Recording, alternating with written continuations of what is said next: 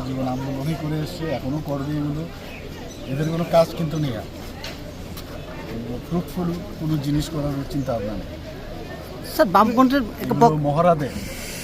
মহড়া দিয়ে নিজেকে সতেজ রাখতে পারে। স্যার বামপন্থীর প্রকাশ্য সমাবেশ এখনো করতে জায়গা তারা পায়নি ঠিকমতো, এবং আপনার সঙ্গে জিতেন চৌধুরী কথা বলেছিল, তারা এখন জায়গা পায়নি, এবং বলেছিল উমঙ্গত মাঠে করা হবে, এই পুষ্টিকরণ চাইছে। আরে বাবা, ওনার সাথে আমি কথা বলেছি, আমি বলেছি বারটা কবে উমাকান্ত স্কুলে, তখন মানে অলরেডি স্কুল চলবে, স্কুল বন্ধ করে কি ওনাদের প্রোগ্রাম হবে নাকি? তারা তো বিবেকানন্দ মাঠও পায়নি। তারা বিবেকানন্দ মাঠ তো সরকারি প্রোগ্রাম, আমি অনেক চেষ্টা করেছি, প্রোগ্রামকে তো পেছনে যাবে না, তো পাশের যে অর্ধেকটা আছে সেখানে করুক না ওরা। এগুলো কথা হয় না তো, এগুলো আননেসারি, এগুলো নিয়ে একটা মানে রাজনীতি। নারীদের নিরাপত্তা এবং ওই চাকরির জন্য চাকরি নিয়ে নিরাপত্তা এবং ওই রাত্রেকালীন যে জব করবে সেইগুলো নিয়ে অভিযোগ করছে, আন্দোলন করছে। সেই বিষয়ে বলছে ডাটা তো দিয়েছি আমি বিধানসভায়, কি নিরাপত্তা? আমি একটু আগে বললাম তো, এখানে কি নিরাপত্তা? এখানে রাত্রে 12টা অবধি মেয়েরা এখন চলাফেরা করে।